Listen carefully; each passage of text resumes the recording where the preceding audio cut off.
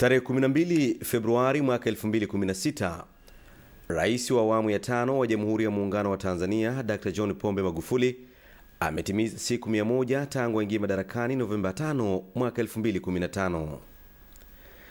Katika siku hizi 100, Rais Dr. Magufuli ametekeleza kwa kiasi kikubwa baadhi ya yale aliyoahidi wakati wa kampeni za uchaguzi mkuu wa mwaka 2015, ikiwa ni pamoja na kutatua baadhi ya kero mbalimbali katika huduma za jamii kwa wananchi. Katibu Mkuu Kiongozi Balozi Ombeni Sefue anaeleza baadhi ya mafanikio katika siku 100 za Rais Dr. John Pombe Magufuli tangu aingie madarakani.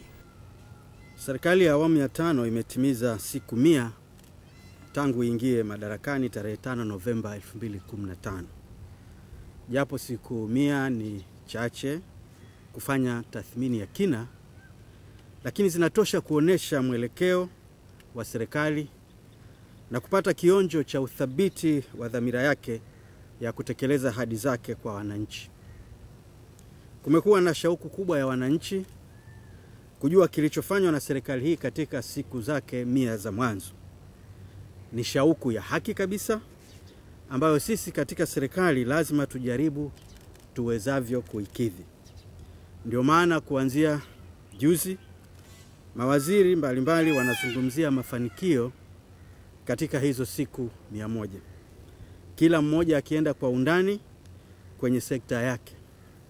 Na nawaomba wananchi wafuatilie kwa karibu yale ambayo mawaziri hawa wanayatolea taarifa kwenu, ikiwa ni sehemu ya uwajibikaji wao kwa wananchi.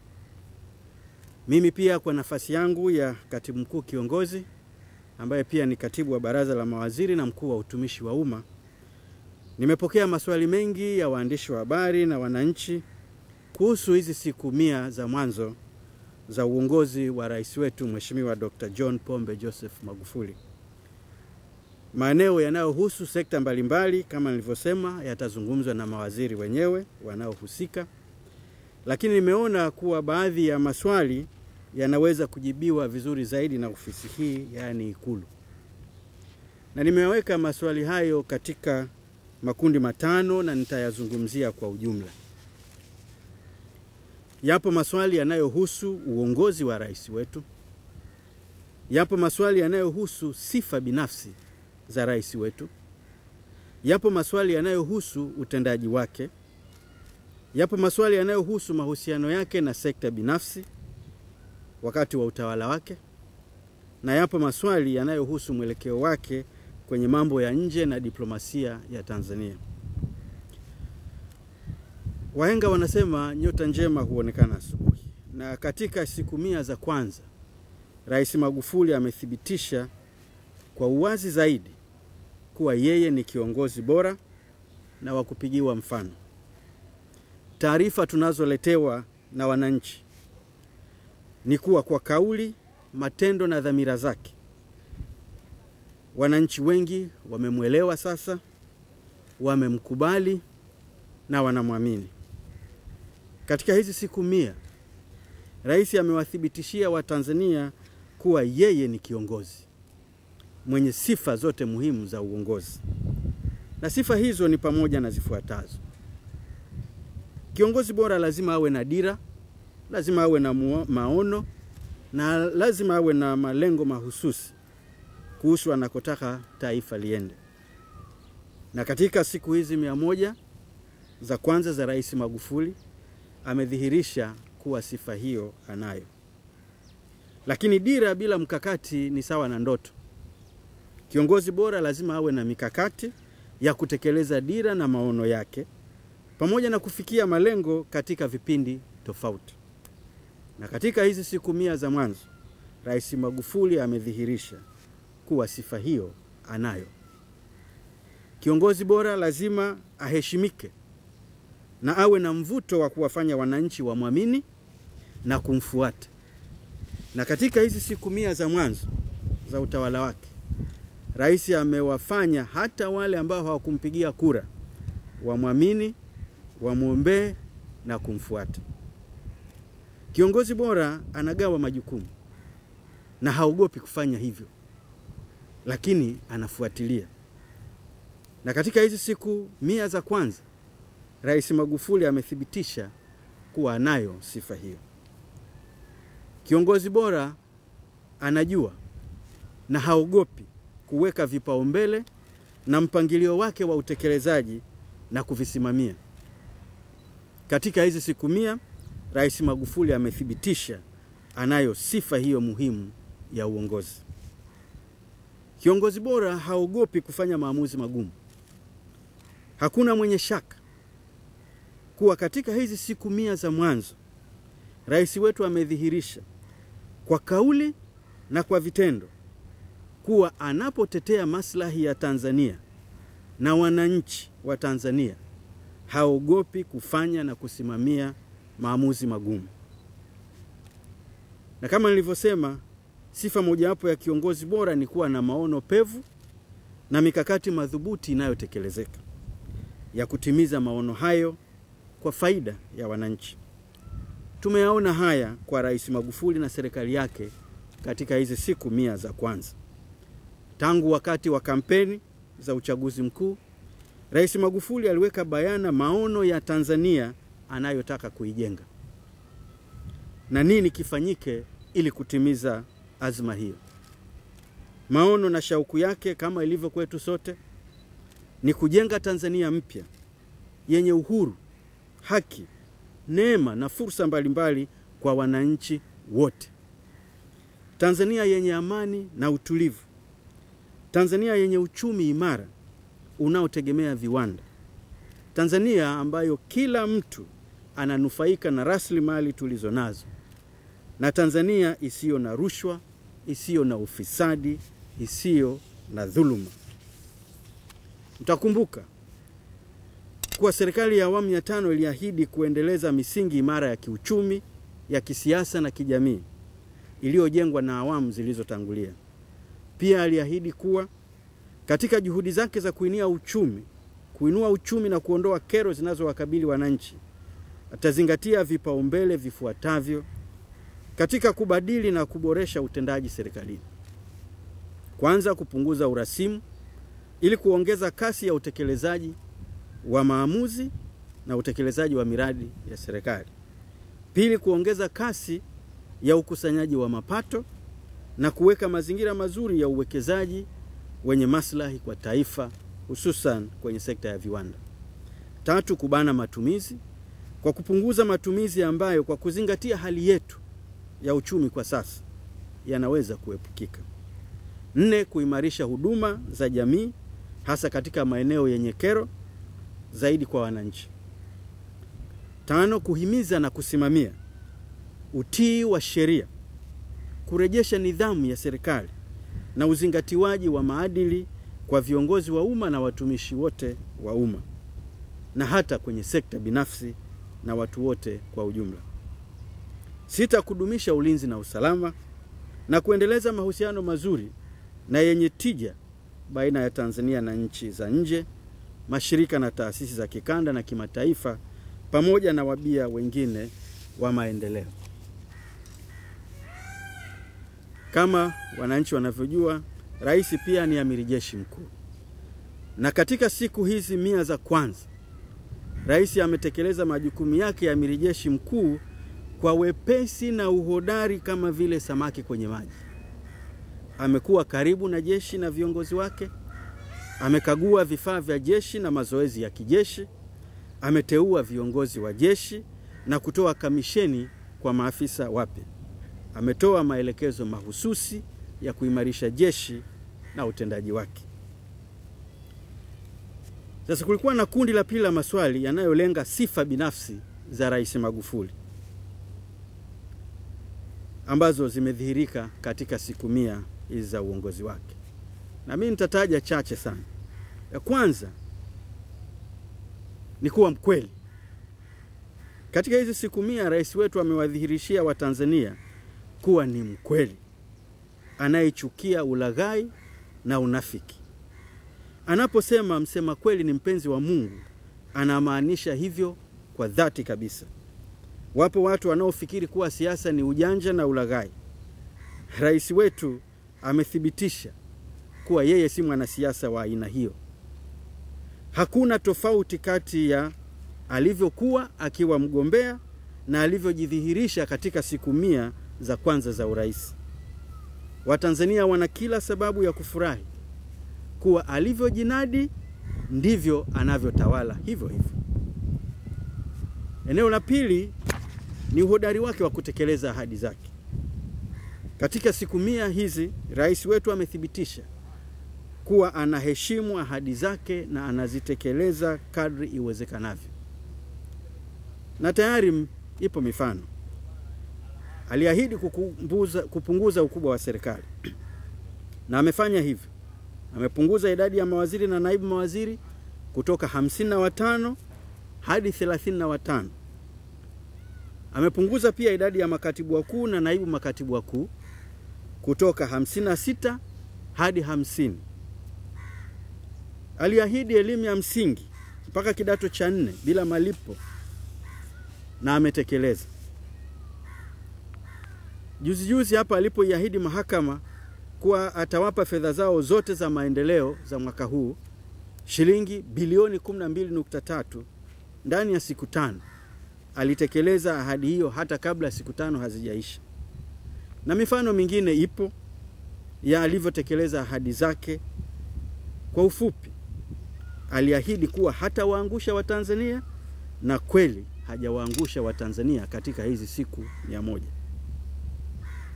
Eneo la tatu ambalo hata wananchi wameliona ni kwamba rais huyu ameonyesha kuwa anaumizwa na kufadhaishwa na kero zinazowakabili wananchi.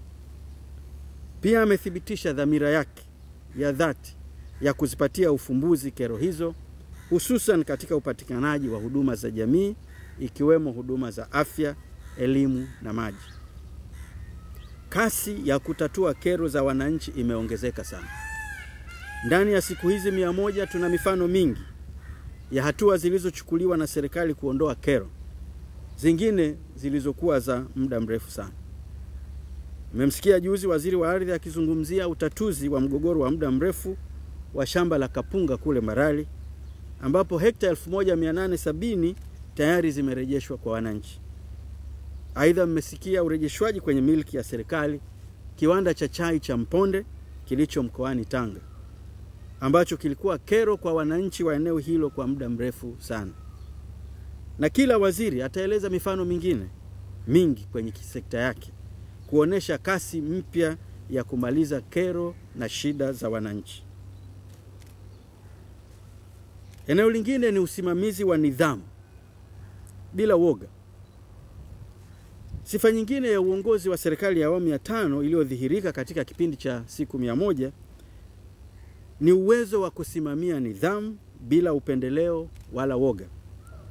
Orodha ni kubwa ya viongozi na watumishi waliochukuliwa hatua mbalimbali za kisheria na za kinidhamu kwa kushindwa kutekeleza wajibu wao ipasavyo au kuwa na makosa ya uadilifu.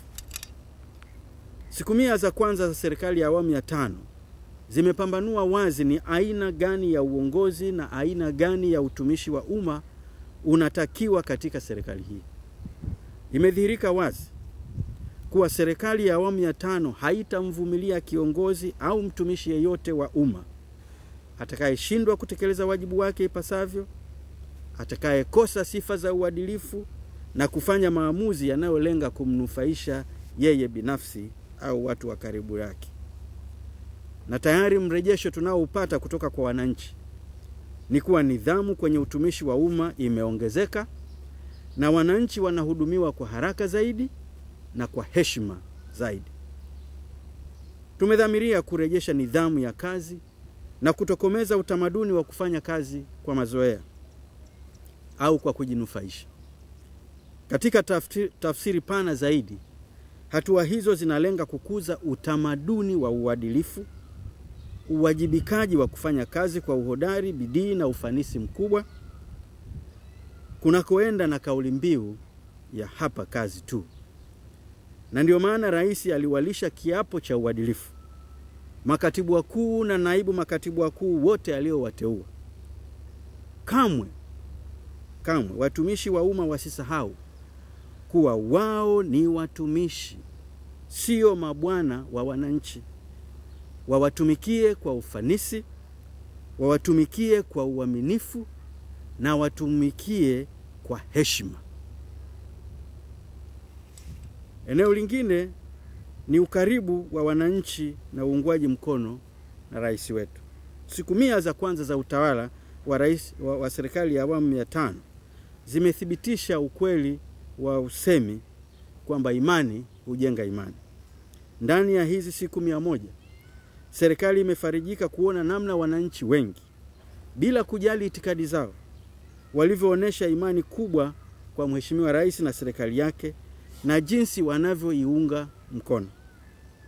Kwa upande mwingine, tumeshuhudia jinsi Mheshimiwa Rais na serikali yake ilivyo karibu na wananchi na namna wananchi wanavyozidi kumfurahia rais wao.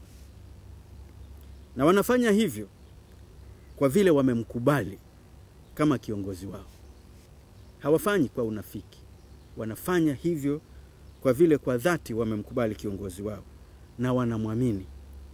Hivyo moja ya mafanikio makubwa katika hizi siku 100 za mwanzo ni vile ambavyo rais ameweza kujijengea imani kubwa miongoni mwa wananchi wenzake na kuwaunganisha katika kutafuta ufumbuzi wa matatizo yao bila kuangalia vyama, bila kuangalia dini, bila kuangalia kabila wala rangi zao.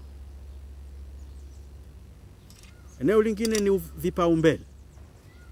Moja ya mambo makubwa tunayojifunza kutoka kwa rais wetu katika siku 100 za kwanza za serikali yake ni umuhimu wa kupambanua na kuelekeza rasilimali zetu kwenye maeneo ya vipaumbele vikubwa zaidi. Serikali ya awamu ya 5 imewawezesha wananchi wote kufahamu kuwa nchi yetu haiwezi kupiga hatua kubwa kimaendeleo itakayotuwezesha kumaliza kero zinazotukabili na kufikia hadhi ya nchi ya uchumi wa kati ifikapo 2025 bila ya kuwa na vipaumbele na kuvisimamia. Si kwamba dhana ya vipaumbele ni mpya, la hasha. Tulikuwa tunaizungumzia siku zote. Lakini rais huyu ameitekeleza kwa namna iliyovutia hisia za Watanzania na watu wengine barani Afrika na duniani. Mifano tunaijua ni kama ifuatavyo. Badala ya sherehe za uhuru, tumefanya usafi kupambana na kipindupindu. Na fedha zilizookolewa zinajenga sehemu ya barabara iliyokuwa kero kubwa kwa wananchi. Badala ya rais na wabunge kujipongeza kwa sherehe kubwa, fedha zilizookolewa zimetatua tatizo la vitanda kwa wagonjwa. Badala ya sherehe za ukimwi, fedha zilizookolewa zimenunua dawa za kufubaisha makali ya ukimwi kwa wagonjwa. Badala ya semina elekezi ya mawaziri, fedha zake zitakwenda kutekeleza mradi mkubwa wa kufunga vifaa vya kisasa vya kuchunguza magonjwa katika hospitali 37 kote nchini. Badala ya safari za nje, fedha zilizookolewa zitatumika kwenye miradi mbalimbali ya maendeleo. Na niseme tu kwamba zaidi ya bilioni 7 zimeokolewa katika siku 100 kwa kupunguza safari za nje na zitatumika kwenye miradi ya maendeleo. Hatua hizo na nyingine zimevuta hisia za watu mbalimbali kote duniani. Wanaofuatilia mitandao ya kijamii wanajua hivyo. Na wapo nchi za nje wameonesha wazi kutamani tungewaazima rais wetu japo kwa muda. Eneo lingine muhimu ni la mapato. Katika siku hizi 100 za kwanza, serikali imefanikiwa kuongeza makusanyo ya kodi na mapato yasiyo ya kodi. Katika hizi siku 100 za kwanza, mapato ya kodi yameongezeka hadi kufikia trilioni 3.34 shilingi. Ikilinganishwa na makusanyo ya trilioni 2.59 katika kipindi kama hicho hicho mwaka wa fedha 2014-15. Ikiwa ni ongezeko la shilingi bilioni 746.31. Hali kadhalika kwa mapato yasiyo na kodi, makusanyo yameongezeka hadi kufikia shilingi bilioni 281.68 kutoka shilingi bilioni 224.03 katika kipindi kama hicho kwa mwaka 2014-15, ikiwa ni ongezeko la shilingi bilioni 57.65. Nyote mmesikia, baada ya kashikashi pale hospitali ya taifa Muhimbili, mapato yameongezeka maradufu katika hii siku 100 tu, na kuwapa uwezo mkubwa zaidi wa kuwahudumia wananchi. Na hali ni hiyo vile vile kwenye halmashauri kote nchini. Na ukusanyaji huu wa mapato unaiwezesha serikali kugharamia baadhi ya miradi yake ya maendeleo kwa fedha za ndani. Mathalan, kuwalipa makandarasi ambao walikuwa hajalipwa muda mrefu, katika hizi siku 100 wameanza kulipa. Kutenga fedha kwa ajili ya miradi ya maji, miundombinu, umeme. Tumeweza kulipa fedha za kuanza mradi wa ujenzi wa Kinyerezi ya pili wa umeme, na kutupatia uhuru zaidi wa utekelezaji wa mipango yetu mingine ya maendeleo. Kwa msingi huo, nawasihi wananchi wadumishe uzalendo wa kulipa kodi kwa kila bidhaa wanazonunua, kwani mapato hayo ni kwa ajili ya kuwahudumia wananchi. Pia wananchi wasisite kutoa taarifa za wakwepa kodi, na watashughulikiwa ipasavyo kwa mujibu wa sheria. Na wananchi wameona kati ya siku hizo 100 tulipata taarifa nyingi, na zote zimeshughulikiwa na matokeo yake yameonekana. Eneo lingine ambalo tuliulizwa maswali ni ushirikiano wa serikali hii na sekta binafsi. Na serikali ya awamu ya 5 imedhamiria kuongeza kasi ya maendeleo na ukuaji wa uchumi unaolenga kumnufaisha kila Mtanzania. Aidha, inaamini kuwa sekta binafsi ni muhimili na mdau muhimu katika kuongeza kasi ya ukuaji wa uchumi, ukiwemo wa viwanda.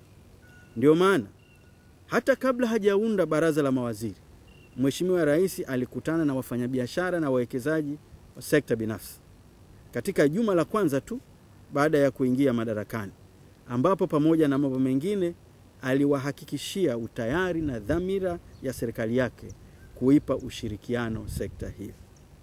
Aidha, alibainisha kuwa serikali iko tayari kuendelea kuboresha mazingira wezeshi kwa ajili ya kuongeza kasi ya uwekezaji endelevu na wenye tija kwa serikali na wananchi. Mathalan, miundombinu ya nishati, reli, barabara, viwanja vya ndege, bandari, maji, mawasiliano na upatikanaji wa malighafi kwa ajili ya viwanda. Pia aliwataka wafanyabiashara wazingatie wajibu wao wa kulipa kodi na kuheshimu sheria, kanuni na taratibu za nchi katika shughuli zao za uwekezaji na biashara. Na vile vile katika hizi siku 100, Rais amethibitisha nia yake ya kutoa fursa sawa kwa sekta binafsi. Ameonesha kuwa wenye fedha wasiwe na kiburi cha fedha, wakafikiri wana leseni ya kufanya watakavyo au kuonea wengine, bali kila mfanyabiashara ambaye ni mtiifu, anayetenda haki na kufuata sheria, atamuona Rais Magufuli kuwa ni mbia wake katika kukuza uchumi wa taifa letu na kufanikisha uwekezaji wake. Eneo lingine ambalo watu wameuliza sana ni mwelekeo wa Rais kwenye sera ya mambo ya nje. Na Tanzania inajivunia misingi imara ya diplomasia na mahusiano mazuri ya kimataifa uliowekwa na viongozi wetu waliotangulia, kuanzia awamu ya kwanza iliyofanya kazi kubwa sana ya ukombozi wa Afrika na jamii nyingine zinazotawaliwa duniani, hadi awamu ya 4 iliyoendeleza diplomasia ya uchumi. Hata hivyo, Rais wa awamu ya 5, Mheshimiwa Dr. John Pombe Joseph Magufuli, anatambua kama wote waliosoma nadharia ya diplomasia na mahusiano ya kimataifa kuwa sera ya mambo ya nje inaakisi sera za ndani ya nchi. Wanasema foreign policy is an extension of domestic policy. Tofauti na wanaomlaumu rais kwa kutosafiri nje ya nchi, rais wetu anafahamu na kushukuru sana kuhusu mchango wa marais waliomtangulia na kazi kubwa na nzuri walioifanya ya kujenga mahusiano yetu na nchi za nje na kuimarisha diplomasia yetu. Lakini rais anatambua pia kuwa ili ailinde na kuiendeleza sifa hiyo, lazima anyooshe mambo kadhaa ndani ya nchi. Iwapo Tanzania itabaki kuwa maskini, iwapo itabaki kuwa nchi yenye rushwa, ujangili, madawa ya kulevya na kadhalika, hiyo sifa nzuri ya nchi yetu nje ya nchi itaporomoka tu. Hivyo ameamua kujipa muda, kuimarisha uchumi, kuimarisha maendeleo ndani ya nchi na kupambana na matatizo mengine yanayoharibu sifa ya nchi yetu, ili sasa iwe rahisi kudumisha sifa ya Tanzania nje ya nchi iliyojengwa kwa miaka mingi. Wengi mtakubaliana nami kwamba hatua anazochukua Rais Magufuli kuimarisha mifumo na utendaji wa humu ndani peke yake umejenga heshima ya Tanzania kimataifa. Umeipa sifa kubwa Tanzania huko nje, pamoja na kwamba yeye binafsi hajasafiri kwenda nje ya nchi tangu achaguliwe kuwa rais. Na hii inadhihirisha wazi kuwa mambo yetu ya ndani yasiposhughulikiwa ipasavyo, kusafiri kwa rais nje peke yake sio kigezo cha kudumisha heshima na urafiki mwema wa Tanzania na nchi nyingine. Napenda niwahakikishie wananchi wote kuwa dunia inafuatilia yanayotokea nchini na wana shauku ya kuona matokeo yake. Kila kona hivi sasa nchi zinazungumzia mafanikio ya serikali ya awamu ya 5 ndani ya hizi siku 100. Hili ni jambo la kujivunia katika mahusiano yetu na nchi za nje, na ni mchango mkubwa wa rais wetu Magufuli katika kuimarisha heshima na sifa ya Tanzania kimataifa. Na hiyo wanaojua diplomasia wanajua thamani yake ni kubwa sana kuliko kusafiri peke yake. Rais amefanya kazi ya kuitangaza Tanzania na kujenga sifa yake bila haja ya kusafiri, na atakapokuwa tayari atasafiri tu. Napenda kuhitimisha kwa kusema hivi: siku 100 za kwanza za serikali ya awamu ya 5 zimethibitisha pasipo shaka kwamba serikali yetu ni makini na imedhamiria kutekeleza ahadi zake kwa wananchi. Katika kutekeleza majukumu yake ya kuwatumikia wananchi wote, serikali imezingatia msingi uliowekwa na serikali za awamu zilizotangulia na imedhamiria kutekeleza wajibu wake kwa taifa na wananchi. Na inaamini kwamba kwa ushirikiano wa wananchi ushindi ni lazima. Na nikitakiwa kueleza kwa maneno machache sana kuhusu hizi siku 100 za utawala wa Rais Magufuli, nitasema ifuatavyo: ametuletea aina mpya ya uongozi. Uongozi unaojenga juu ya misingi ya waliomtangulia, lakini unaoweka Tanzania katika gia mpya, kwa kizungu wanaita new trajectory, kuelekea uchumi wa kipato cha kati ulioahidiwa na dira ya maendeleo ya 2025. Na ombi langu ni kwamba kila Mtanzania tumuunge mkono, kwa sababu hapa kazi tu. Asanteni. Naam, hayo ndiyo maelezo ya Katibu Mkuu Kiongozi Balozi Ombeni Sefue katika siku 100 za Rais wa awamu ya 5 wa Jamhuri ya Muungano wa Tanzania Dr. John Pombe Magufuli tangu aingie madarakani Novemba 5 mwaka 2015.